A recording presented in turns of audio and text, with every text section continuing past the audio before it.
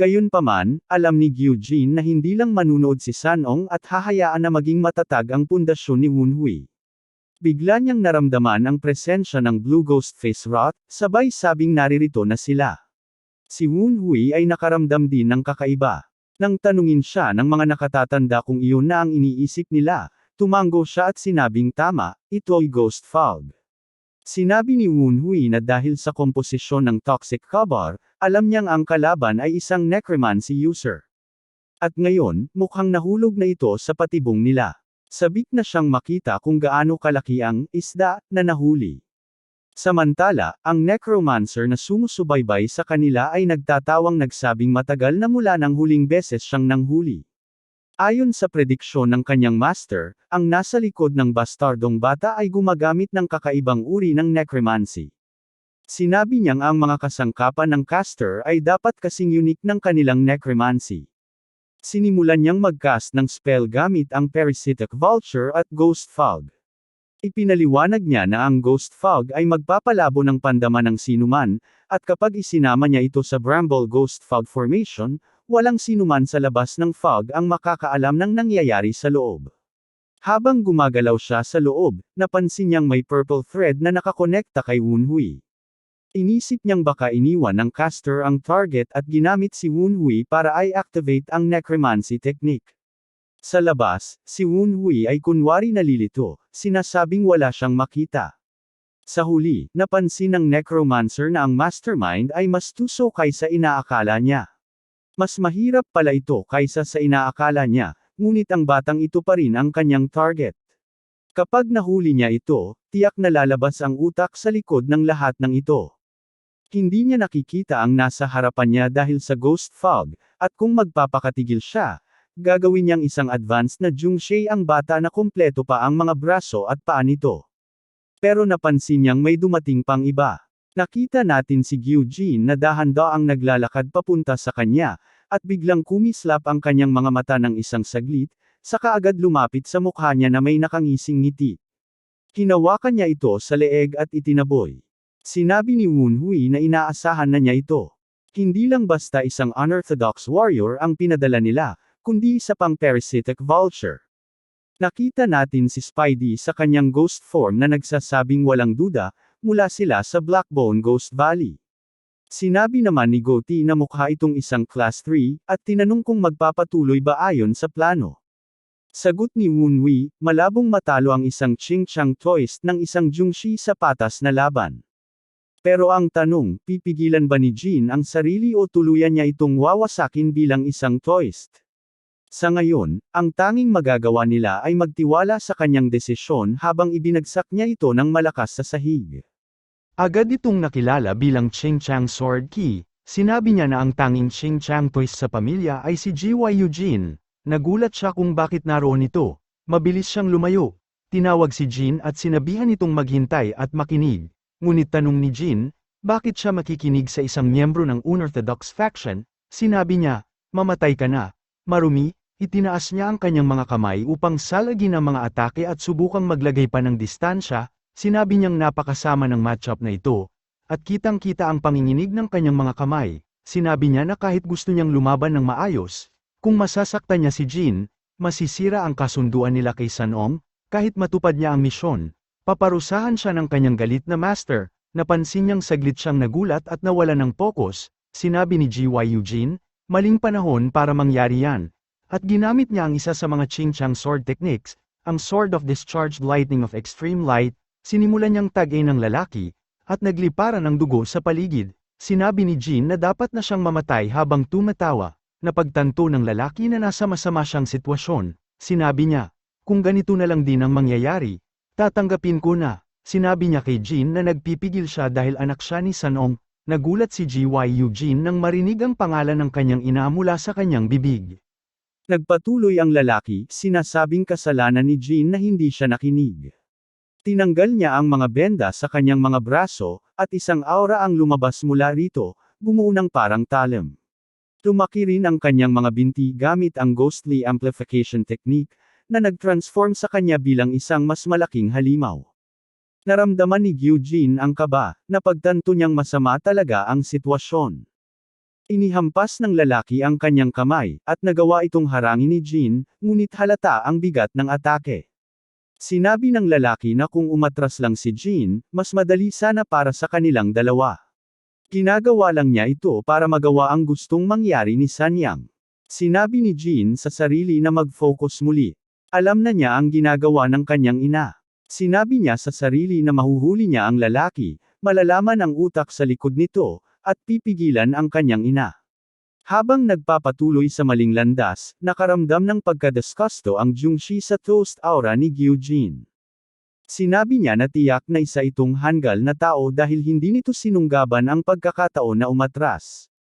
Itinaas niya ang kamao, inihanda para sa isang suntok, ngunit nataman lamang ang lupa dahil mabilis na nakaiwas si Jin.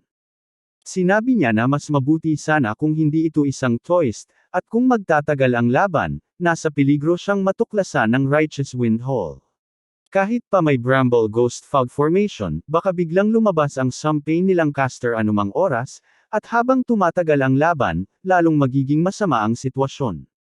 Kahit na bumalik ang Ghost Fog, kailangan niyang gamitin ang Parasitic Vulture bilang target dahil ang tunay niyang layunin ay ang bastardong anak. Agad na tumanggap ng telepathic command ang Vulture mula sa kanya at mabilis itong lumipad palayo. Sinabi ni Dumpling na mukhang tumigil na ang Vulture sa pagpapalabas ng Ghost Fog. Tugon ni Wunhui, parang ginagamit na rin ito ng lalaki, at halos makatulog siya kakahinte sa sandaling ito. Sabi naman ni Dumpling, baka mas mabuti pang hinayaan na lang ang babae na harapin ang Vulture habang siya ang nakipaglaban sa unorthodox warrior. Habang bumababa ang Vulture, sumisigaw ito ng malakas, direktang papunta kay Wunhui. Tinitigan ito ni Wunhui at sinabing, bakit ka sumisigaw sa gitna ng gabi? Bumaba ka na ngayon. Nagliwanag ang kanyang mga mata ng kulay lila habang ginagamit ang kanyang mystic arts na tinatawag na Evil Ghost Advent, o mas kilala bilang kanyang Magic Eyes. Nakaramdam ng primal na takot ang Vulture at agad itong sumisid, dumiretso sa sahig. Sinabi ni Wunhui, hindi ganyan ang ibig kong sabihin. Ang isa pang multo ay nagsabi na isang milagro na hindi nabali ang leeg nito, at mukhang matibay talaga ang katawan nito gaya ng inaasahan mula sa isang parasitic vulture. Sabi ni Dumpling, tiyak na gumamit sila ng bihirang mga materyales at gumugol ng mahabang panahon para gumawa ng isang ito. Pero sa huli, napaharap lang ito kay Wunhui. Sinabi ni Wunhui na mukhang nasisiyahan silang lahat sa sarili nila, kahit na siya ang gumawa ng lahat ng trabaho. Sinabihan niya ang ibon na bumangon, at agad itong sumunod. Sinabi niya na bibigyan niya ito ng dalawang pagpipilian, labanan ang ibang Jungshi o siya ang harapin. Mukhang natakot ang Vulture at agad tumalon palayo, inatake ang Jungshi mula sa likod. Nagtaka ang lalaki kung bakit siya inaatake nito at paano niya nawala ang kontrol dito. Napagtanto niya na nangangahulugang may caster na may sapat na kakayahan para kunin ito mula sa kanya, at hindi man lang niya ito naramdaman. Biglang sumulpat si Gyujin sa likod niya, tumatawa at sinabing kung magpapabaya siya ng ganoon, hindi siya magdadalawang isip na patumbahin ito. Agad siyang umatake, at nakita nating naputol ang kanyang braso. Sinabi ng lalaki na kailangan niyang umatras agad. Nang bumagsak ang kanyang braso sa lupa, nagtaka siya kung bakit hindi pa siya inaatake ni Jin. Tinanong niya ito kung bakit wala itong ginagawa, sinabing maaari na siyang patayin ito sa isang atake lang kanina. Tinanong niya kung nagkakawang gawa ito dahil kay Sanong. Nagsimulang tumawa si Jin at sinabing, as if, at ito'y para makapagrepent siya ng lubusan para sa kaligtasan. Sinabi niyang dahan-dahan niya itong dudurugin. Sinagot siya ng lalaki na baliw siya, at paano ganito ang mukha ng isang twist? Biglang dumaan ang parasitic vulture, nasugat ang kanyang mga mata gamit ang mga kuko nito.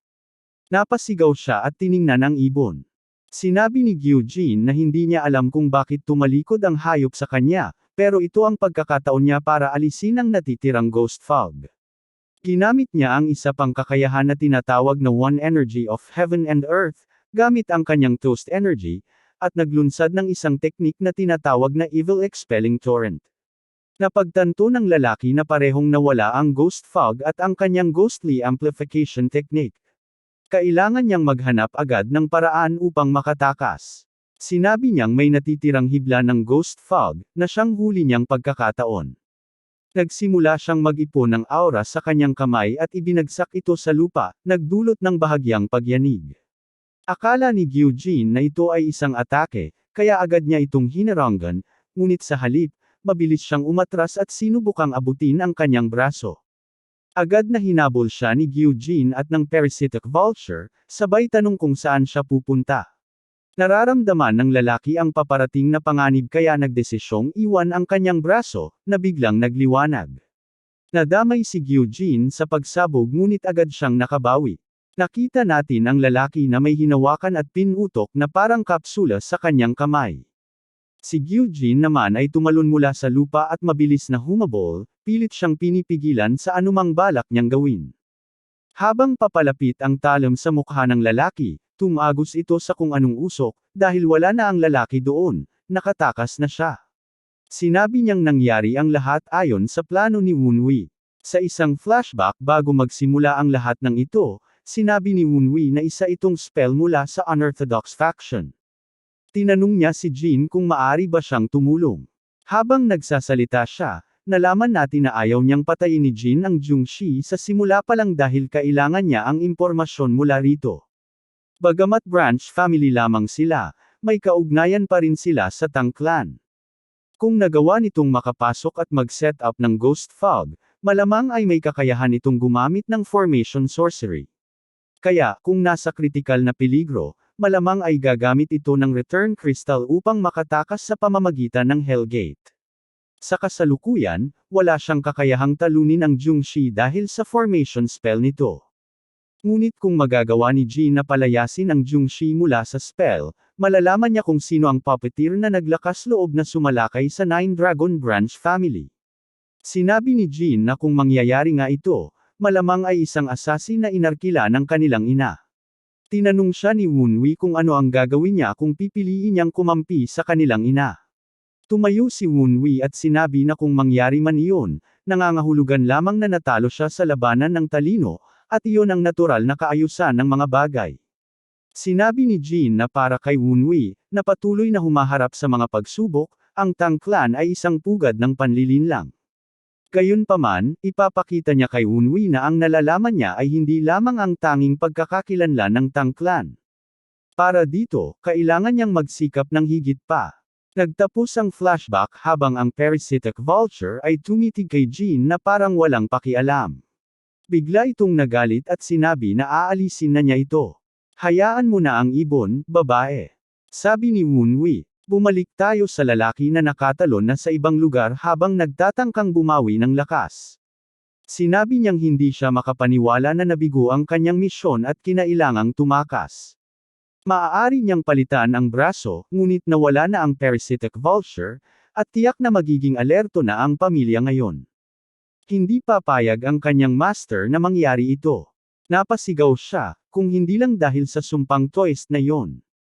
Bigla nating narinig si Wunwi na nagsabing dapat mas malayo pa ang itinakbo ng lalaki. Hindi siya makapaniwala na tumigil ito malapit pa sa manor. Nagulat ang lalaki dahil hindi niya naramdaman ang presensya ni Wunwi. Nakilala niya ito at nagtanong kung anong ginagawa nito roon at paano siya nasundan. Iniisip niyang baka sinundan siya sa utos ng sorcerer na sumusuporta kay Wunwi, dahil kayang-kaya nitong kontrolin ang parasitic vulture at marahil ay natukoy ang lokasyon ng escape gate. Sa kabila ng sitwasyon, sinabi ng lalaki na ito ang kanyang malaking pagkakataon. Kung mahuhuli niya si Wunwi, malalaman niya ang pagkakakilanlan ng sorcerer at maibabalik ang parasitic vulture. Ngunit sa refleksyon ng kanyang mga mata, malinaw na hindi ito mangyayari ayon sa plano. Si Wunwi ay nagsimulang maglabas ng kanyang ghost key.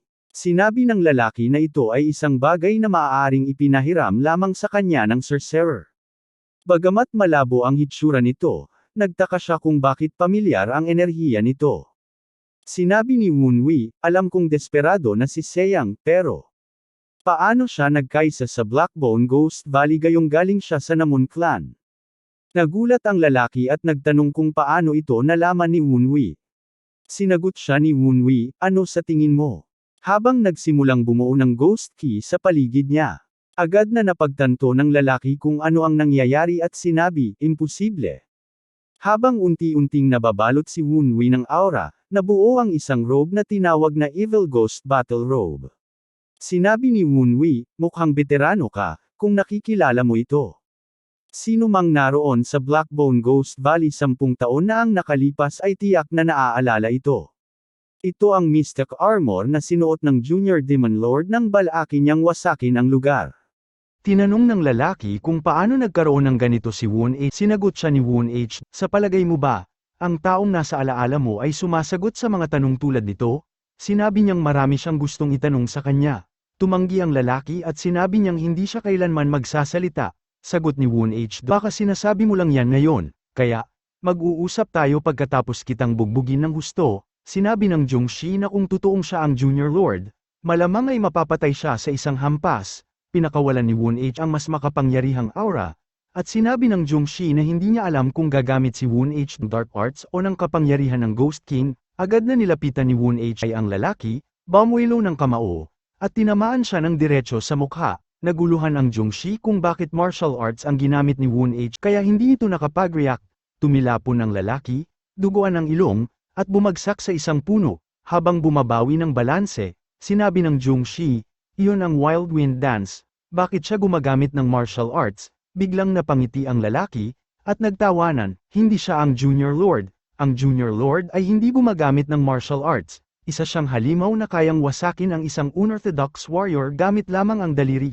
Habang nagdadaldal ang lalaki, may lumitaw na maliliit na portal na naglabas ng magic imprisonment chains, mga lilang sinag ng enerhiya. Sinabi niya na ang halimaw mismo ang gumawa ng mga kagamitang ito. Sinabi naman ni Woon H, hindi ako makapaniwala na sumablay ako. Tinanong niya ang lalaki kung bakit halimaw ang tawag sa kanya imbes na isang henyo.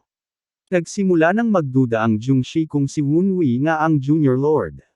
Paano siya buhay pa, at bakit siya gumagamit ng martial arts? Tanong niya. Sinabi ni Wunwi, kitang-kita ko ang kalituhan mo. Hindi mo alam kung ako nga ba ang taong kilala mo o hindi. Sa tingin mo ba, may oras ka pa para pag-isipan ito? Sumagot ang Jungshi, tama ka. Kung masyadong magtatagal ito, maaaring bumalik ang babaeng Toist o may iba pang dumating. Ngunit hindi rin ako pwedeng tumakas dahil alam mong sino kami. Napabuntong hininga si Wunwi, hindi ko maintindihan kung bakit hindi ka pa rin gumagalaw. Totoo bang pinopromote nila ang malalambot na tulad mo bilang unorthodox warrior?